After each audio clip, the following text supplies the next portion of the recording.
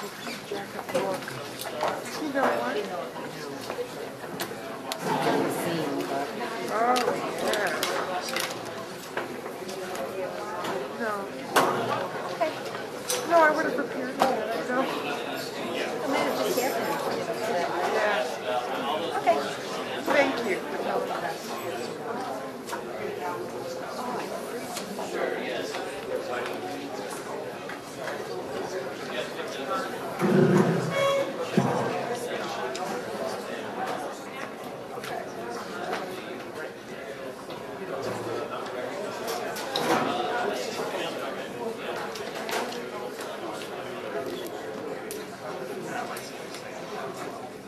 That's all we need to know. Now the next person that comes in, who gets precinct 103, they're going to get an entirely different 4-digit code. So it's really just a random 4 digits assigned at time to that particular precinct. Does that make sense? So they get the code, what do they do? So they get the code, and then they are instructed to go to the vote. Well, they get the vote. Yeah, I could put that up.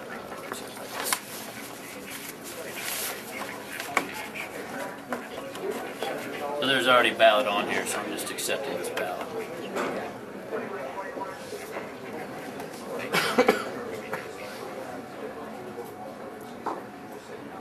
So once they have their code, they walk into the booth, and the first thing the booth is asking them for is to enter in their access code. Okay? So headphones will tell the voter how to do it. The way we do it is you move this wheel, you go to the 0, punch in the first number, go to the 6, go to the 3, and go backwards, forward, fast or slow. And it kind of helps the voter learn the system as well while they're entering in that access code. So it's kind of a nice feature. There's no pressure putting in the access code. They're not actually on a ballot, so they can kind of learn the system. We vote the same way. You turn the wheel. You highlight who you want to vote for. And then once it signifies Walt Whitman, it'll actually confirm to the voter by earphones that you have voted for Walt Whitman.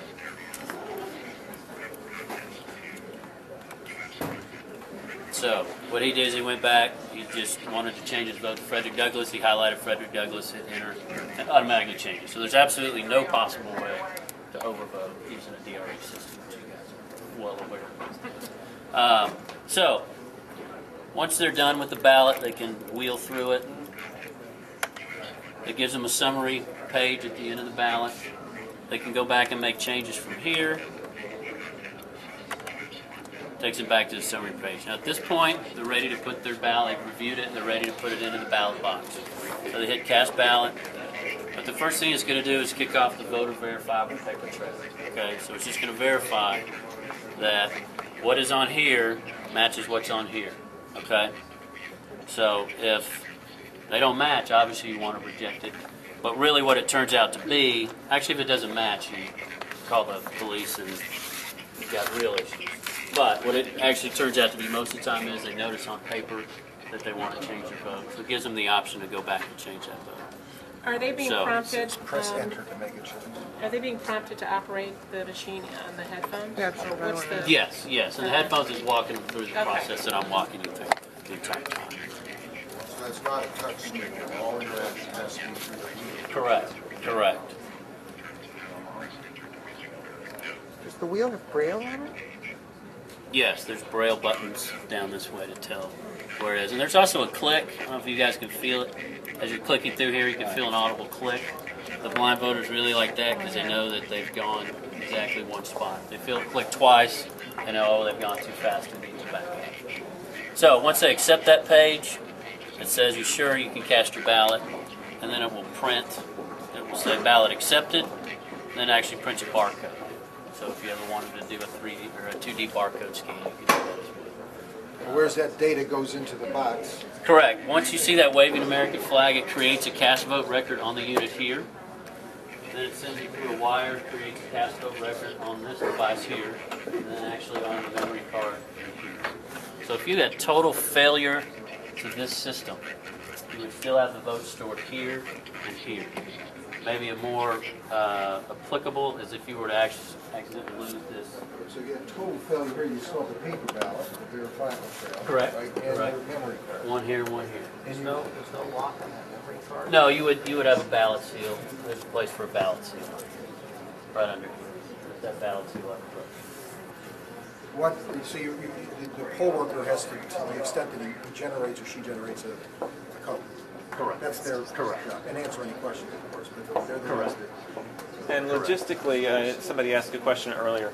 We've got about 11 feet of cable here, so this machine can sit at the poll worker's table, and this booth can be over in the corner, facing the wall somewhere. So if the voter doesn't need assistance through every step of the process, they can get their access code here and then go over there and vote. Does this have some kind of battery backup? Yes, it says battery backup here, here, here. You can get up to 18 hours. Okay. Just one side note, Hamilton County does not promote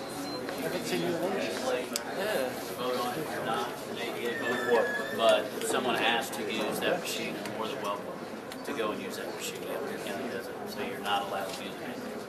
It can be used, for your regular voters as well. Which run out of ballots. Yeah, you run out of ballots or, for whatever reason, say the scanner went down for some reason and they don't want to put it in the emergency slot. They'd rather know that their ballot was counted otherwise. So this, gives them other options. They definitely can run it again. So this is a high-speed scanner. I mean, there's not a whole lot of technology that you're seeing here. It's basically just going to... High speed or high volume? Well, high-speed and high-volume. Okay. It can do... There's a distinction now. Would you let us know if there's a technical? There is, and we have high-volume scanners where you sorry. can put No, it's a all right. lot Just of paper getting out of camera views. and they only do like 50 to 80 pages a minute. So I don't know if you would consider that high speed. Well, this does, 120 pages per minute. Plus, you can do a high volume every day. Are you running through? Those have already run through. And so as you can see, it's captured a digital picture of each ballot. Here's the backside. I'm sorry. One at a time. These yellow ones are the undervotes.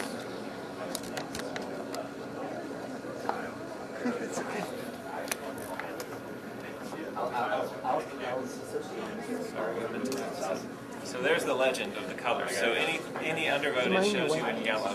Any overvotes, as we'll see, will be orange. This is a write-in, so it shows you the write-in color. So these you can project this onto the wall to have your ballot board, resolve any voter intention issues. Let's look at one that's got an overvote.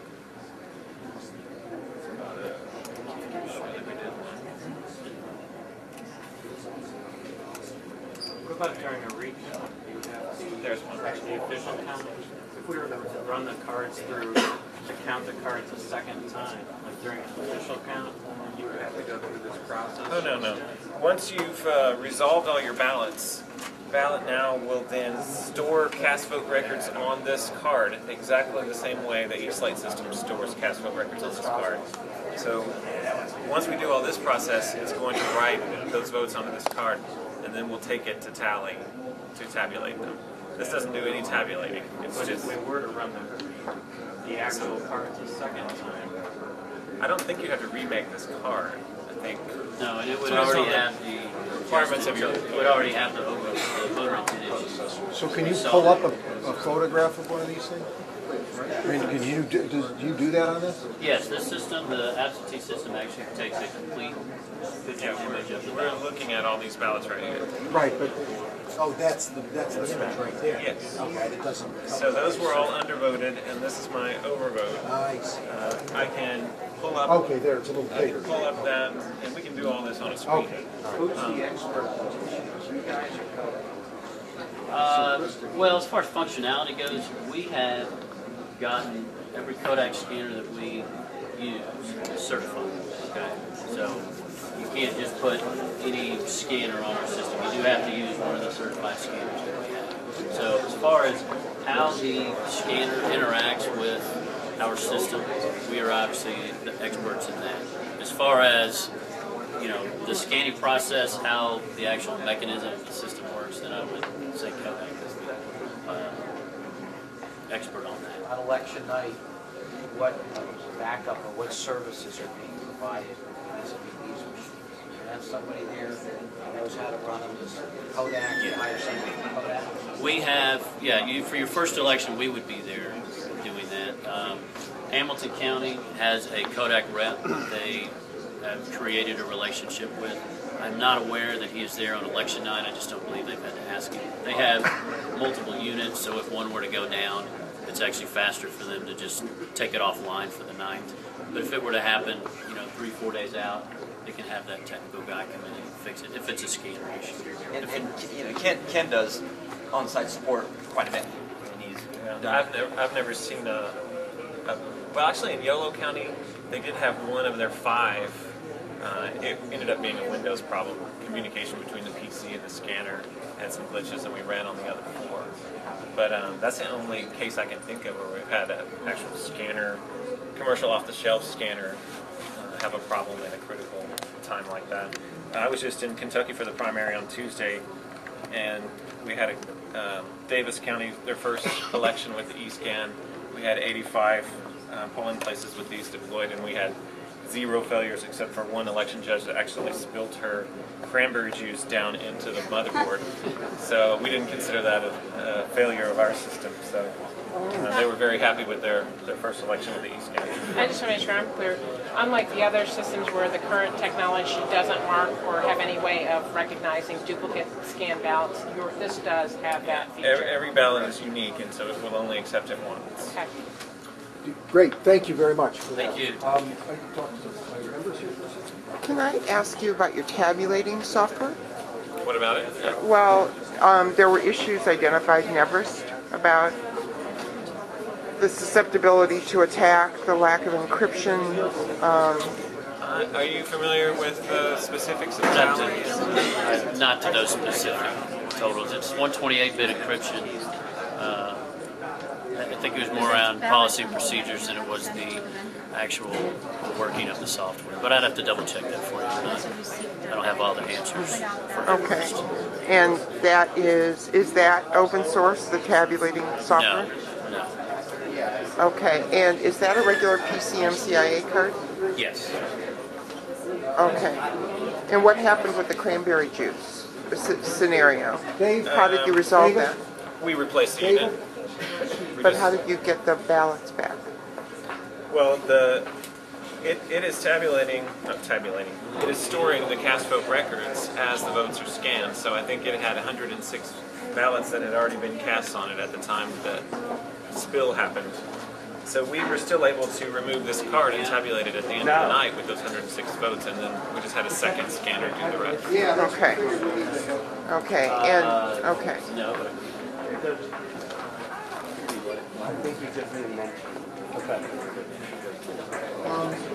Ladies and gentlemen, we're going to take about a half-hour break.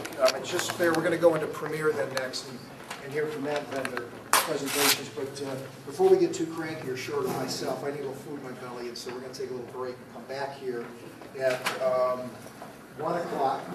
And we'll start with Premiere's presentation and continue on with the public question and answer. And some of our board members may even bring some food down here while we're doing that too. So, thank you. We're adjourned briefly, but we'll be back here at 1. Okay?